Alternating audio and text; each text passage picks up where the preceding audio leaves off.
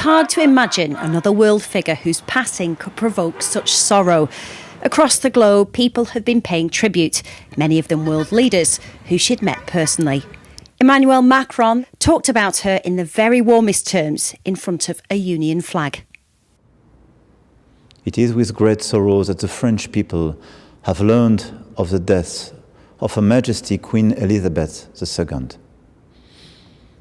Her wisdom and empathy have helped us all to steer a path through the historic ups and downs of the last 7 decades.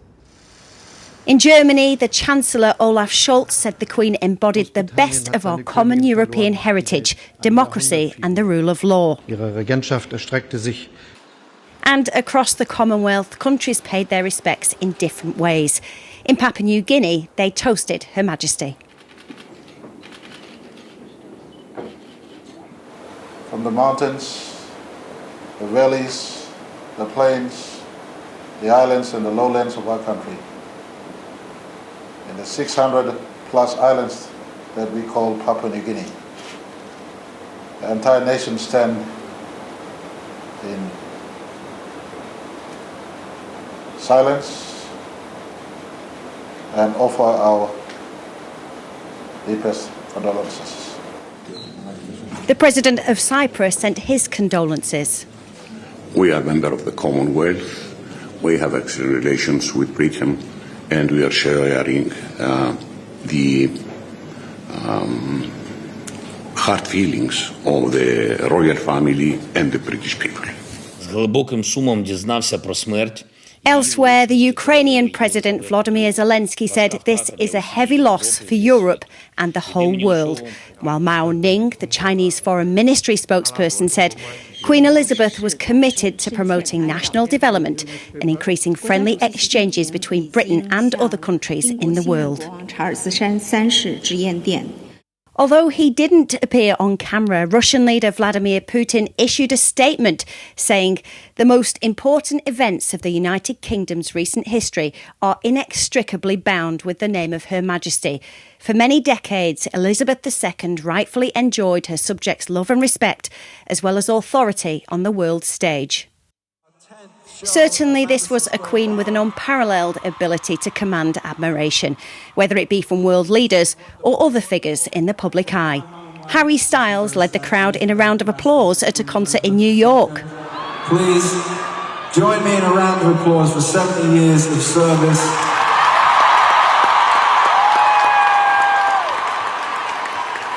While the actor Daniel Radcliffe had this to say.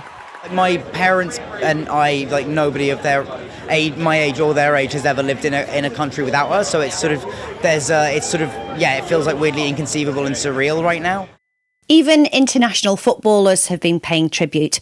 Cristiano Ronaldo said, "I pay my respect to her memory and I mourn this irreplaceable loss with the country that I've learned to call home." And Jamie Lee Curtis spoke about her strong sense of duty.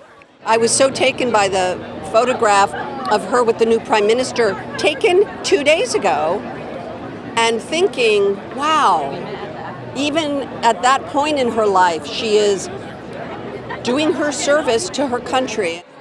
Hillary Clinton met the Queen on several occasions in her role as First Lady and then as Secretary of State. She was a curious, highly intelligent person who really wanted to learn what you knew and how it would fit into the world. And that's exactly it. By treating all who she met with courtesy and respect, she inspired it 100 times over. But let's give the last word to Elton John. I feel very sad that she won't be with me anymore. But I'm glad she's at peace. I'm glad she's at rest. And she deserves it. She worked bloody hard. I send my love to her family and her loved ones, and she will be missed, but her spirit lives on, and we celebrate her life tonight with music, okay? What a way to be remembered. Ruth Liptrot, 5 News.